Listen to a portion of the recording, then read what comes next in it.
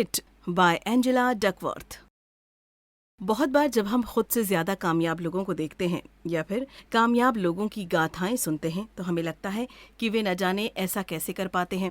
हम सोचते हैं उनके अंदर जरूर कोई पैदाइशी हुनर होगा जिसकी वजह से कम समय में इतना कुछ हासिल कर ले जाते हैं। लेकिन ऐसा सोचकर हम सिर्फ उनकी ऊंचाइयों को देखते हैं, उनके पांव के छालों को नहीं। एक व्यक्ति की कामयाबी की चमक के पीछे क्या है, ये हम अक्सर नहीं देख पाते और शायद इसीलिए हम उनसे कुछ नहीं सीख पाते। ये किताब हमें बताती है कि एक व्यक्ति की वो कौन सी खूबी है जो हर मुश्किल को हराने में उसकी मदद करती है। हम देखेंगे कि क्यों हुनर के साथ साथ मेहनत, लगन और अपनी मंजिल को हासिल करने की जिद के बगैर एक व्यक्ति कभी कामयाब नहीं हो सकता। ये किताब हमें पहले से ज्यादा बेहतर व्यक्ति, ज्यादा बेहतर पेरेंट और ज्यादा बेहतर टीचर बनाना सिखाती है। इसे पढ़कर आप सीखेंगे मेहनत या हुनर में से क्या ज्यादा मायने रखता है, अपने काम से प्यार करने के क्या फायदे हैं, बच्चों के नतीजों की तारीफ ना करके उनकी मेहनत की तारीफ क्यों करनी चाहिए। पहला सबक, कामयाब होने के लिए मेहनत के साथ साथ हुनर की भी जरूरत होती है। हमने अक्सर सुना है कि कामयाब हर कोई बन सकता है, लेकिन इसके लिए हमें मेहनत करनी चाहिए। लेकिन क्या वाकई मेहनत से एक व्यक्ति कामयाब हो सकता है? अगर ऐसा है तो एक व्यक्ति जो मेहनती है उसे हर जगह कामयाब होना चाहिए। लेकिन हम ऐसे बहुत से लोगों को देखते हैं जो सिर्फ एक खास जगह पर ही कामयाब हैं।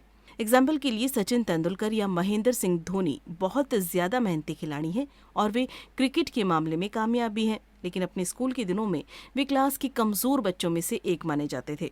दुनिया भर के सर्वे में ये बात सामने आई है कि ज्यादातर लोग मेहनत को कामयाबी का जरिया मानते हैं। एक कंपनी किसी कर्मचारी को काम पर रखने से पहले ये देखती है कि वो कितना मेहनती है। इसके अलावा शिया जंग के नाम से एक साइकोलॉजिस्ट ने बहुत से म्यूजिक एक्सपर्ट से ये सवाल किया कि वे टैलेंट और मेहनत में किसे चुनते हैं। ज्यादातर लोगों ने मेहनत को चुना।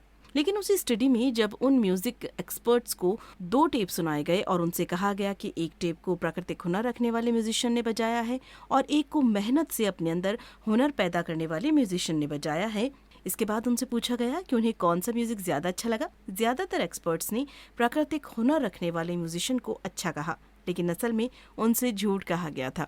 वो दोनों टेप एक ही म्यूजिशियन ने बजाया था और वो भी एक ही पियानो पर। लोग खुद को इस वहम में डाल लेते हैं कि वो मेहनत को ज्यादा पसंद करते हैं, लेकिन असल बात ये है कि हम अंदर से हुनर को ज्यादा पसंद करते हैं। दूसरा सबक, मेहनत हुनर से 2 गुना मायने रखती है। कामयाब होने के लिए आपके अंदर एक प्राकृतिक हुनर होना चाहिए। जैसे कंपनी के सेल्समैन को ले लीजिए। कुछ लोग बहुत कम समय में एक के बाद एक हर टारगेट को पूरा करके बहुत ऊपर तक पहुंच जाते हैं, बल्कि कुछ लोगों को वो करने में बहुत समय लग जाता है और कुछ लोग ऐसा कभी नहीं कर पाते। इससे ये साफ है कि जो व्यक्ति प्राकृतिक रूप से लोगों से अच्छा संबंध बना सकता है वो इस काम में ज्यादा कामयाब होगा। लेकिन कामयाबी के लिए सिर्फ हुनर ही मायने नहीं रखता। भले ही वो ज्यादा हुनर रखते हों, लेकिन ऊंचाइयों तक पहुंचने के लिए मेहनत सबको करनी पड़ती है। अगर हम इसे एक इक्वेशन की तरह देखें तो ये होगा मेहनत हुनर बराबर कौशल। हुनर होने के बाद भी अगर आप मेहनत बहुत कम या ना के बराबर कर रहे हैं तो आप बिल्कुल कुशल नहीं बन पाएंगे। इसके बाद बारी आती है नतीजों की। अच्छे नतीजे पाने के लिए आपको फिर से अपने कौशल को अपनी मेहनत से मल्टीप्लाई करना होगा, यानी कौशल मल्टीप्लाई मेहनत इज इक्वल टू अच्छे नतीजे। अगर आप किसी काम में बहुत कुशल हैं लेकिन मेहनत ना के बराबर कर रहे हैं तो आपको नतीजे भी ना के बराबर ही मिलेंगे। इससे साफ ये है कि मेहनत हुनर से 2 गुना ज्यादा मायने रखती है। आपके अंदर हुनर भले ही बहुत ज्यादा हो, लेकिन बिना मेहनत के वो किसी काम का नहीं है। इतिहास में बहुत से ऐसे लोग हुए हैं जो बिना किसी हुनर के पैदा हुए थे, लेकिन अपनी मेहनत की मदद से उन्होंने बहुत कामयाबी हासिल की। इसके अच्छे एग्जाम्पल हैं मेमोरी मास्टर केविन हॉसली। बचपन में उन्हें कुछ भी याद करने में परेशानी होती थी। वे मानसिक रूप से बहुत कमजोर थे, लेकिन बाद में अपनी मेहनत से उन्होंने अपनी मेमोरी को मजबूत बनाया और पाई के 10,000 अंकों को याद करके मेमोरी मास्टर का खिताब हासिल किया। तीसरा सबक, छोटी मंजिल को हासिल करके आप एक दिन अपनी बड़ी मंजिल हासिल कर सकते हैं। बहुत से लोगों का मानना है कि हम जितना ज्यादा बड़ा ख्वाब देखकर उसके लिए मेहनत करना शुरू कर दें उतना ही अच्छा होता है। कुछ लोग कहते हैं कि अगर आपको अपने सपनों से डर नहीं लगता तो आपके सपने बहुत छोटे हैं। लेकिन इस तरह की बातों में हम ये भूल जाते हैं कि हम छोटे छोटे कदम उठाकर ही आगे बढ़ सकते हैं। एग्जाम्पल के लिए, अगर आप चाहते हैं कि आप एक कामयाब लेखक बने तो आप सीधा एक नॉवेल लिखकर रातों रात कामयाब बनने के बारे में मत सोचिए। इस तरह के ख्वाब ख्वाब ही रह जाते हैं। आप सबसे पहले एक छोटी कहानी किसी सोशल मीडिया पर पब्लिश कीजिए और उस पर 100 लाइक्स पाने की कोशिश कीजिए। ये एक छोटी मंजिल है। जब आप इसे पालेंगे तो आपको आगे जाने के लिए हौसला मिलेगा। इसके बाद आप कहानियां लिखकर लोगों से फीडबैक लेकर बहुत छोटी छोटी सी मंजिलों को बनाइए और एक बार में एक को हासिल कीजिए। देखते ही देखते आप एक दिन बहुत कामयाब लेखक बन जाएंगे। जब आप सीधा बड़ी मंजिल हासिल करने के पीछे भागेंगे तो आपको लगेगा कि वो आपसे बहुत ज्यादा दूर भाग रही है, लेकिन आप अपने साथ एक काम करने की वजह को जरूर रखिए। ये आपको आगे बढ़ते रहने की प्रेरणा देगा और आपकी जिंदगी को एक मतलब देगा। इससे आपको ये पता रहेगा कि आपको जाना कहाँ है। इससे आप कभी रास्ता नहीं भटकेंगे। चौथा सबक, वो काम कीजिए जो आपको अच्छा लगता हो। टेस्ला और सोलर सिटी के फाउंडर इलॉन मस्क ने कहा कि अगर आपको अपना काम करने के लिए प्रेरणा की जरूरत पड़ती है तो आपको अब दूसरा काम खोज लेना चाहिए। 2014 के गैलप पोल में पाया गया कि सिर्फ 13% लोग ही अपने काम से प्यार करते हैं। ज्यादातर लोग काम पर सिर्फ इसीलिए जाते हैं ताकि वे अपने फ्रिज में खाना और सर पर छत रख सकें। जब लोग अपने काम से प्यार करते हैं तो वो ज्यादा मन लगाकर ज्यादा समय तक काम कर पाते हैं। इसके अलावा वे नए नए आइडियाज खोज निकालते हैं और साथ ही अपने काम को बेहतर बनाने की कोशिश करने लगते हैं। इस तरह से वो समय के साथ कामयाब हो जाते हैं। दूसरी तरफ जो लोग अपने काम को किसी मजबूरी की तरह कर रहे होते हैं वे ज्यादा देर तक उसे करना नहीं चाहते। उनके काम करने की लगन समय के साथ खत्म हो जाती है। इन सब से एक बात साफ है, अगर आप कामयाब होना चाहते हैं तो वो काम कीजिए जो आपको अच्छा लगता हो। साइकोलॉजिस्ट बैरी शॉर्ट्स पिछले 45 सालों से बहुत से स्टूडेंट्स पर स्टडी कर रहे हैं। उन्होंने देखा कि ज्यादातर स्टूडेंट्स को लगता है कि यूनिवर्सिटी के बाहर एक नौकरी उनका इंतजार कर रही है जो सिर्फ उनके लिए बनाई गई है। उनका मानना है कि दुनिया में सिर्फ वो एक ही चीज है जो उनके लिए बनाई गई है। वे उसे छोड़कर बाकी हर चीज को अनदेखा कर देते हैं। नौकरी को छोड़ दें तो बहुत से स्टूडेंट अपने लाइफ पार्टनर को लेकर कुछ ऐसी उम्मीद रखते हैं और जब उन्हें वो चीज़ नहीं मिलती तो वे निराश हो जाते हैं और उन्हें लगने लगता है कि दुनिया खत्म हो गई है। इस तरह से वो हार मान जाते हैं और कुछ भी नहीं कर पाते। पांचवा सबक, किसी काम में माहिर बनने के लिए अपनी गलतियों पर खास ध्यान दीजिए। हमें से बहुत से लोग जिस तरह से अपना काम करते हैं हमें अपना काम उसी तरह से करने की आदत पड़ जाती है। फिर हम अपना काम उसी तरह से करने लग जाते हैं और बार बार वही गलतियां करने लगते हैं। प्रैक्टिस करने वाले लोग बिना ये समझे कि उनसे क्या गलती हो रही है प्रैक्टिस किए जाते हैं। वे ये जानने की कोशिश नहीं करते कि वो क्या है जो बार बार गलत कर रहे हैं, कि उन्हें उनकी मेहनत का फल जल्दी मिलेगा। लेकिन वो ये भूल जाते हैं कि गलत तरह से की जाने वाली मेहनत का फल बहुत कड़वा होता है। बहुत से कामयाब एथलेटिक्स प्रैक्टिस करते वक्त एक खास मंजिल पर ध्यान देते हैं। वो हर दिन पिछले दिन से ज्यादा दूर भागने की कोशिश करते हैं या फिर पिछले दिन का रिकॉर्ड तोड़ने की कोशिश करते हैं। ऐसा करते हुए वे ये देखते हैं कि पिछले दिन उन्होंने क्या गलती की थी जिसे आज ना करके अपनी उस मंजिल को हासिल कर सकते हैं।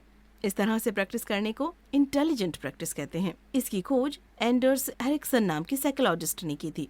एरिक्सन ने एक प्रोग्राम बनाया था जिसमें उन्होंने डॉक्टरों को फीडबैक देकर उन्हें पहले से बेहतर बनाने की कोशिश की थी। इस प्रोग्राम में डॉक्टरों को बताया जाता था कि वो क्या गलत कर रहे हैं और उन्हें क्या सुधारने की जरूरत है। लेकिन इस बीच एक डॉक्टर फीडबैक को देखकर अनदेखा कर रहा था। वो बार बार वही गलती दोहरा रहा था। असल में वो अपनी गलती को ही बार बार प्रैक्टिस किए जा रहा था, जिसकी वजह से वो समय के साथ उसी गलती को और अच्छे से करने लग गया। लेकिन उस डॉक्टर को अलग करके उससे कहा गया कि वो सोचे कि उससे क्या गलती हो रही है। उसने कहा कि वो इस बारे में थोड़ी देर सोचे। ऐसा करने के बाद डॉक्टर पहले से कम गलतियां करने लगा और समय के साथ सबकी तरह अच्छे से काम करने लगा। छोटा सबक, अपने काम को करने की इच्छा आपके अंदर अपने आप आ जाएगी अगर आप लोगों की मदद करने के लिए काम करेंगे। क्या आप इस बात से परेशान हैं कि आपको क्या करना चाहिए? बहुत से लोगों को नहीं पता होता कि उन्हें क्या करना पसंद है, इसीलिए वे वही काम करते हैं जो उन्हें दूर से अच्छा लगता है। दूर से देखने में एक डॉक्टर की नौकरी सबसे अच्छी लगती है, लेकिन दुनिया के बहुत से डॉक्टर अपने काम को पसंद ही नहीं करते। उन्हें एक जगह पर बैठकर दिन भर मरीजों को देखना अच्छा नहीं लगता, लेकिन साथ ही उन्हें ये भी पता है कि उन्हें असल में क्या करना पसंद है, इसीलिए वे बेमन से वही काम करते रहते हैं। अगर आप चाहते हैं कि आपके काम करने की प्रेरणा अपने आप मिल जाए तो आपको वो काम करना होगा जिसे करने के लिए आपके अंदर से आवाज आती है। आपने बहुत से लोगों को ये कहते हुए सुना होगा, मुझे भगवान ने इस धरती पर इसीलिए भेजा है ताकि मैं ये काम कर सकूं। इस तरह से लोग अपने काम को अपनी जिंदगी मानते हैं और अपनी जिंदगी से प्यार कौन नहीं करता। इस तरह से लोग अपने काम को ना करने के बहाने बिल्कुल नहीं खोजते, ना ही अपने काम को कल के लिए डालते हैं। वो अपने काम को पूरे मन से करते रहते हैं। अनाथ आश्रम में मुफ्त में पढ़ाने वाली बूढ़ी महिलाएं बच्चों को सिर्फ इसीलिए पढ़ाकर खुश रहती हैं क्योंकि उन्हें लगता है कि ऐसा करके वे अपनी जिंदगी का मकसद पूरा कर रही हैं। उन्हें ऐसा करने के लिए ना तो पैसे मिलते हैं और ना ही कोई सरकारी सुविधा, लेकिन फिर भी वो ये काम बहुत ही मन से किया करती हैं। लेकिन ये जरूरी नहीं है कि हर किसी को अपने मनपसंद काम मिल जाए। ऐसे में आपको वो काम करने की कोशिश करनी चाहिए जिससे आप किसी की मदद कर सकें। दुनिया का हर एक व्यक्ति जो दूसरों की मदद कर उन्हें खुश करने की कोशिश करते हैं, वे सबसे ज्यादा खुश हैं। ऐसा करके उन्हें एक संतोष की भावना मिलती है। 7वां सबक, हमें बच्चों के नतीजों को न देखकर उनकी मेहनत को देखना चाहिए। कुछ बच्चे दूसरों से जल्दी सीखते हैं। इस तरह के बच्चे टीचर्स के प्यारे होते हैं। इन्हें कहा जाता है कि ये दिमाग के तेज हैं, लेकिन इस बीच हम उन बच्चों पर ध्यान नहीं देते जो ज्यादा मेहनत करते हैं। ज्यादा मेहनत करने वाले बच्चे समय के साथ बहुत ज्यादा बेहतर बन सकते हैं, लेकिन जब वे देखते हैं कि उन पर ध्यान ही नहीं दिया जा रहा है और सारी तारीफ तेज बच्चों को मिल रही है, तो उनके दिमाग में ये मानसिकता बनने लगती है कि वे चाहे कुछ भी कर लें, वे उनकी तरह कभी नहीं बन सकते। इस तरह की सोच की कीमत हमारे देश की तरक्की को चुकानी पड़ रही है। जब स्कूल के टीचर एक क्लास के बच्चों को 2 भागों में बांट देते हैं, जिसमें एक भाग तेज बच्चों का होता है और दूसरा भाग कमजोर बच्चों का, तो दूसरे भाग वाले बच्चे मेहनत करना छोड़ देते हैं। उन्हें लगने लगता है कि सब कुछ हुनर पर निर्भर करता है। इस हालात को बदलने की जिम्मेदारी अमेरिका के 2 टीचर्स ने ली, जिनका नाम था माइक फिनबर्ग और डेव लेविन। 1994 में उन्होंने एक प्रोग्राम लॉन्च किया जिसका नाम था नॉलेज इज पावर। इसमें वो ज्यादा मेहनत करने वाले बच्चों की तारीफ करते थे। वे इस बात को महत्व नहीं देते थे कि ज्यादा नंबर कौन ला रहा है। वे इस बात पर ध्यान दे रहे थे कि ज्यादा पढ़ाई कौन कर रहा है। इसका नतीजा ये हुआ कि उन बच्चों के ग्रेड पहले के मुकाबले काफी सुधर गए। अगर आप एक माता पिता हैं तो आप अपने बच्चों को उनके नंबर के लिए मत डांटिए, बल्कि उन्हें ये एहसास दिलाइए कि अगर वे पहले से ज्यादा मेहनत करें तो वे ज्यादा बेहतर बन सकते हैं। इस तरह से वो ये सोचेंगे कि उनमें और कामयाबी में सिर्फ मेहनत का अंतर है और वे इस अंतर को खत्म करने की पूरी कोशिश करेंगे। 8वां सबक, कुछ जगहों पर जिद को एक अच्छी नजर से देखा जाता है। अक्सर ये आपने देखा होगा कि जब एक व्यक्ति कुछ नया करने जाता है तो बहुत से लोग उसे मना करने लगते हैं। लोग उससे कहने लगते हैं कि ये नहीं किया जा सकता या ऐसा कर पाना सबके बस की बात नहीं है। लेकिन वो व्यक्ति बहुत ज्यादा जिद्दी निकलता है और सबकी बात को अनदेखा करके अंत में वो काम करके दिखाता है। लेकिन फिनलैंड के लोग ऐसा नहीं करते। फिनलैंड में दृढ़ संकल्प, आसान शब्दों में कुछ हासिल करने की जिद को बहुत ज्यादा ही महत्व दिया जाता है। वहाँ पर दृढ़ संकल्प को सिसु कहा जाता है।